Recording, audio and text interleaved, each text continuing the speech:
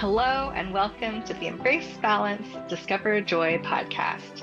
I'm Amanda Butland, your host and intuitive life coach. Welcome to another episode of the Embrace Balance, Discover Joy podcast. Today, my special guest is Maggie Russell. Maggie, welcome. Thanks so much for being with me today. Hi, thanks so much for having me. I'm so excited to be here. Awesome. I always like to start out with a little icebreaker question. Can you share with us what activity or hobby brings you the most joy and why? Ooh.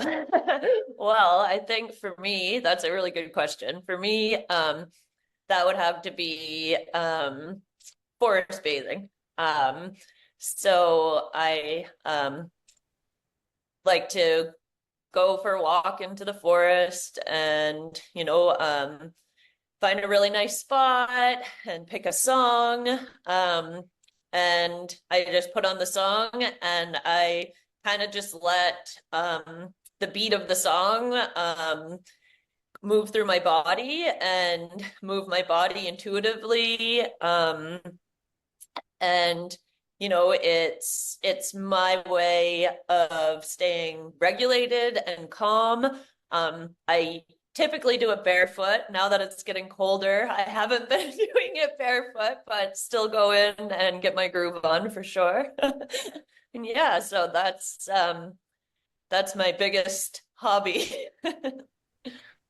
I love that. I love the just the thought of forest bathing, right? Just sort of being in nature and just breathing in all the scents of nature and just like being out there and just surrounded by it. It just, especially for people that live in like cities or urban areas, it's sort of like there's that lack of nature, right? That it does impact the body and how it feels. So I just love that that is your hobby. That's amazing. Yeah, it's definitely really brings you back to yourself. Like we are nature. So being within nature really gives you this sense of calm and ease. And you can really, if you are out in nature and you're just observing and looking, you see how, nature is so supportive of each other, like trees growing together and the roots intertwining, and how the decaying logs are homes to animals and mushrooms are growing off of them, and it's just so beautiful how nature supports each other. And it's really cool to get back to that, for humans, for to connect with ourselves and help us feel more in touch. Yeah. Yeah, awesome. So as you know, we're here to talk about coaching. Um, can you share with me maybe a little bit about, how life coaching has impacted your life, what you've received from it? Yeah, so I first experienced life coaching about 2 years ago, and it was a totally new concept to me. I had,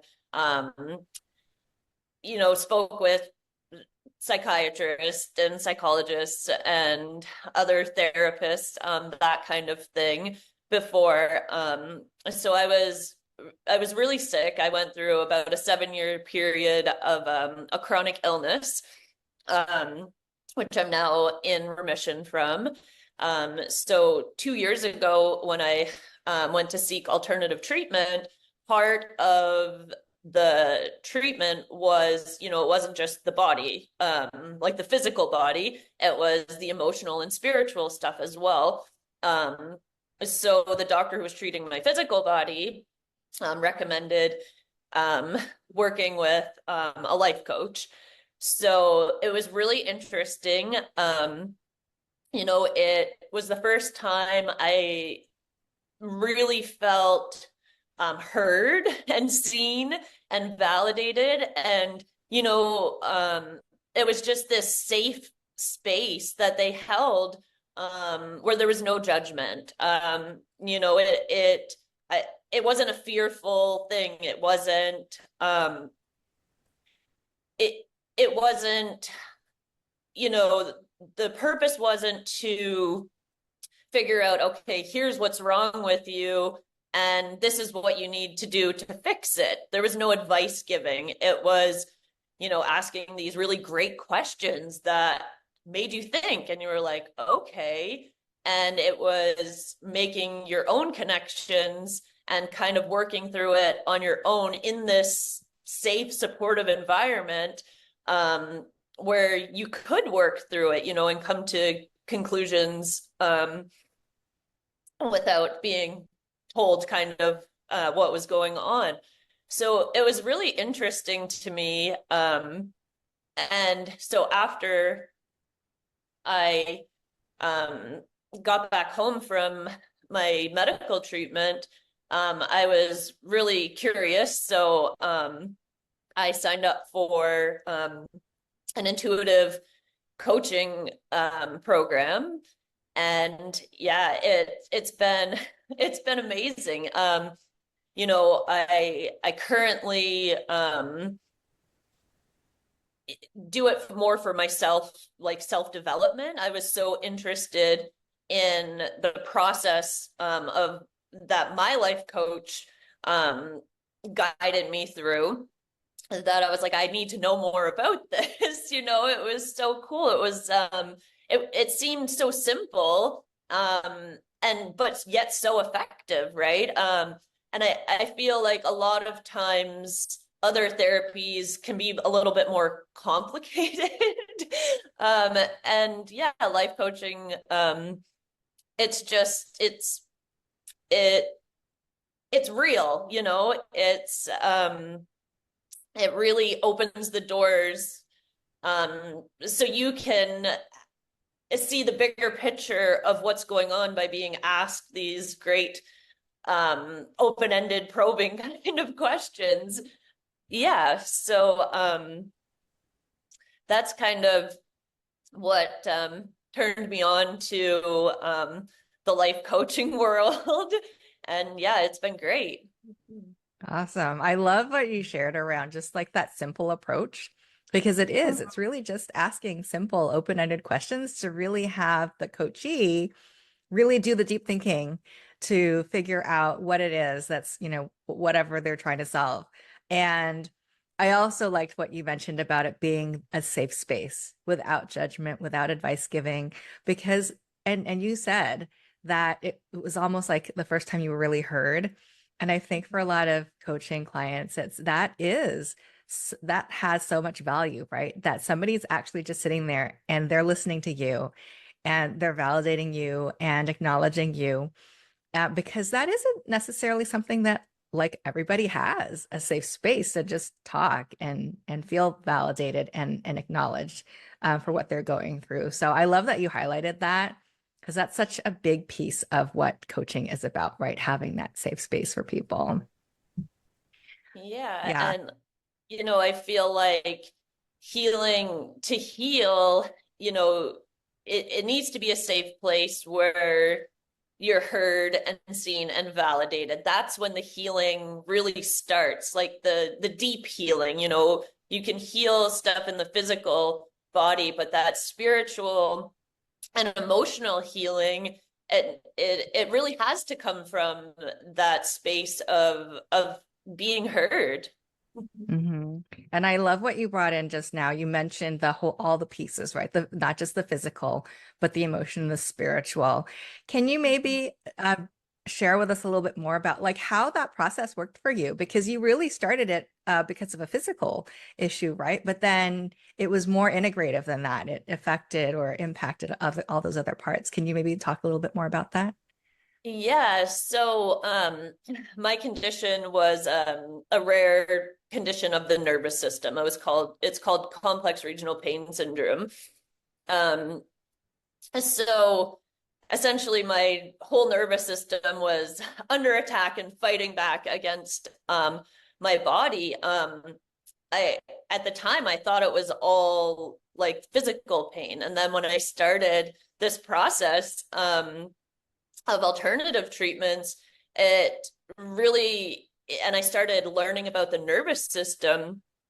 What I learned is, it's kind of, using our intuition, like being authentic. And we often can't do that. We can't speak our truth or say what we feel, you know. And for our nervous system, being authentic means, you know, being in a ventral vagal state. So it allows us to be playful and calm and creative, patient and curious, like, you know, the in touch and alive feelings. But like we said, most of us don't really live in this state, or we don't have a supportive environment for us to thrive and to grow to that state. But you know, by understanding your nervous system better and how it works and how emotions can affect our bodies, it can really help us to heal and release what's kind of trapped inside of us. So the first thing, you know, when we hear all this about, you know, being regulated, the big thing that I wish more people knew is that being regulated really doesn't just mean being calm all the time. You know, our dysregulation is just as important. You know, if you think about it, our dysregulation is really what makes our body signal danger, and you know, it immobilizes us to a perceived threat in our environment. So regulation really is more about getting back to some sort of flexibility, so that you can form that balance within the body, mind, and spirit. So, you know, within our nervous system, we have the autonomic part. So this controls like our breathing, our heartbeat, like sweating, shivering, those kind of the unconscious things. So it's responsible for our perception and protection. So our bodies are always like scanning our environment to see like a perceived threat. So, you know, when we're feeling triggered by something, our bodies can really go back to that protection state. And it could be like a noise, a smell, like lights, touch, vibration, pressure, or anything, and our bodies will kind of just react and put us back in these instances where it maybe wasn't safe before. So with nervous system regulation, one really key thing is, you know, connecting with your breath, and, you know, just telling your body that it's safe in this moment. And there's no threat right now in this moment. And it by connecting the breath and reminding your body that it's safe, it can really, you know, bring you back down from this kind of fear state, this fight or flight state, and help bring back that balance within your nervous system.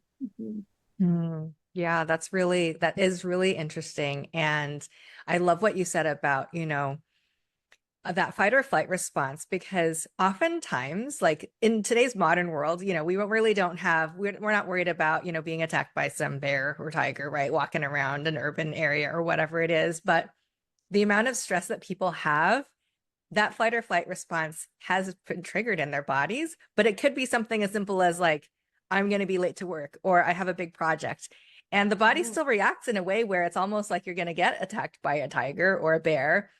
And that stress response that people carry around with them when it's really not that actual life-threatening threat, right? And I love what you said about connecting to the breath and bringing your body back down, because there isn't really that threat really there. It's just your body is reacting to something that is a stressor. So I love that you brought that up, but I don't know if you want to say anything more about that. Yeah, I feel like, you know, like you said, even just being late for work in general, you know, there's this fear of a consequence to the action of your humanness kind of thing, you know. And it's equivalent to like a lion staring you in the face. And it's just super interesting that, you know, this is kind of how we live and where we're at in society, right? Yeah, Yeah. yeah. It's so fascinating. So yeah, all those things that you can do to sort of self-regulate that, right? Like the breath work that you mentioned. And I'm sure there are many other things that people can do to sort of self-regulate when their body is reacting to something that's not really a true threat, but they're reacting to it like it really is. So it's such an amazing and interesting conversation. Can you share maybe some of the other modalities that people can use to help sort of bring themselves back to that calm state? Yeah, so it's gonna be unique to everybody. The breath is definitely one of the key things because the breath is the life force within us. And when I started on this journey, I did start a lot with different different breathing techniques. But then there was so much information out there, and then I got kind of caught up in, what's the right thing to do?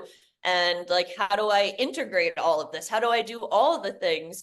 And then, I took some time to reflect and I was like, okay, I'm going to connect with my body and my breath and see what feels good and healing for me to feel safe in certain situations. Um, so some things that I do is, connecting with my energy. So rubbing my hands together till they get warm and like feeling my own energy. And a lot of times I'll do this in the morning and kind of expand my energy around my body, kind of like an energy protection bubble. So that's a big thing. Also movement. So where for me, where I found the breath um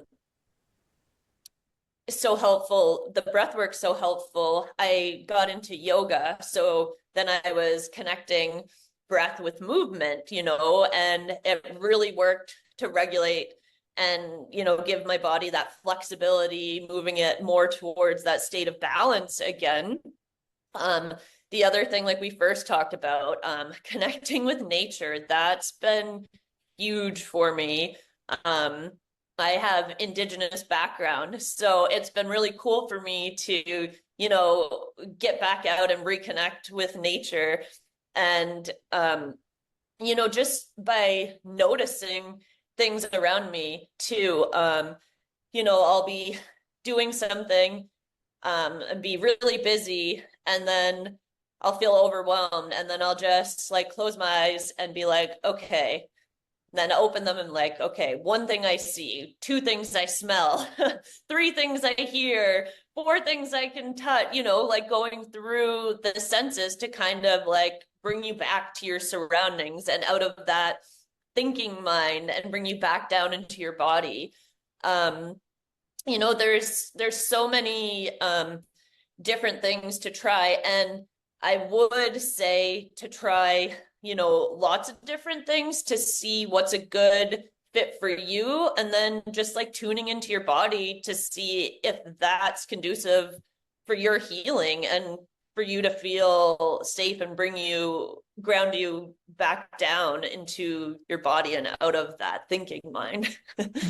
I love some of those examples. That's really great. Thank you so much for sharing all of those. There was one thing that you had said, and it was integration.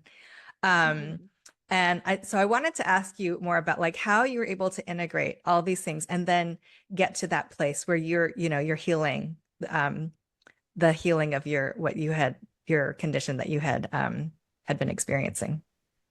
Yeah, that's a great question. I think, I'm still working on the integration process. I think you know, I have it more figured out now than I did. But I think in the beginning, I wasn't even thinking of integrating. I was away in a very healing environment with very like-minded people. So when I came back home to my life and reality, it was like, okay, so how do I integrate all of this back into real life, which has been it's been a process. It's been a journey in itself. And I'm a single mom with 3 kids. So everything I learned, how I started integrating it was with my children. So we first started with, food and diet because, what we eat is what's fueling us. So it's been, and, it's still a process, and we're still as a family working to support each other to eliminate certain things from our diet, which I shouldn't say eliminating. I should say, if we want something from time to time that's like a treat, we still have it. But just that understanding of, of taking care of your body and being mindful of what you're putting into your body. And it's super interesting because even now, like, 2 years into it, my kids, when they have something that's not very healthy, they feel how their bodies feel different, and they know that, and they have that awareness now. So that's one of the first things, the food. And then just being aware of how, you get upset and you're anxious. And usually, for the most part, people will get a weird feeling in their stomach, right? Um, but people don't relate it to, feelings of anxiety or whatever it may be. So having that awareness, okay, this made me uncomfortable and made me feel anxious or sad or depressed, and now my stomach is upset. So having those type of conversations and just bringing awareness to things that seem so simple but are overlooked so much. Yeah. Yeah, I love what you said around sort of the emotional impact on the physical body. Um, Mhm.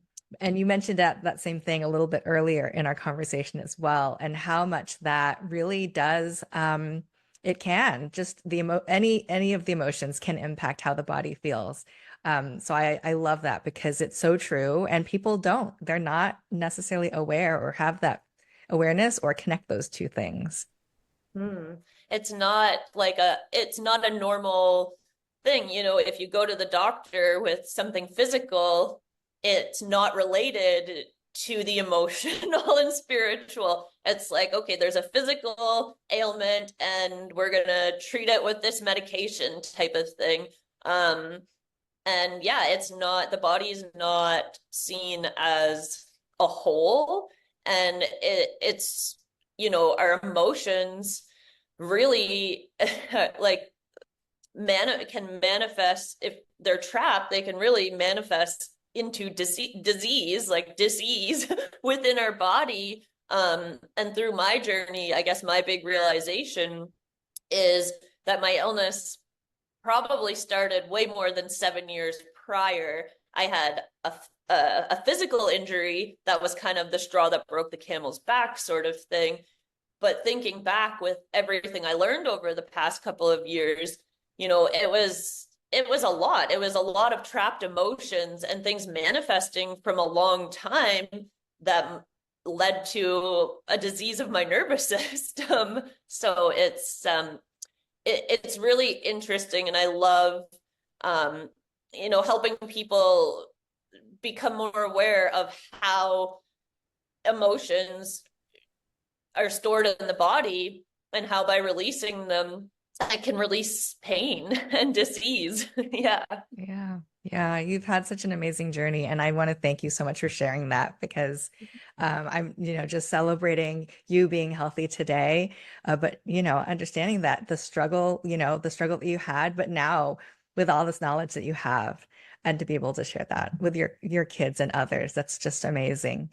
Um, so I wanted to try to start wrapping up, but I wanted to ask you one last question. Is there anything else that you would like to share with our audience today? Anything that you just like to put out there into the world? um I would just say be gentle with yourselves every emotion is valid, even the not so nice emotions, they're just as important.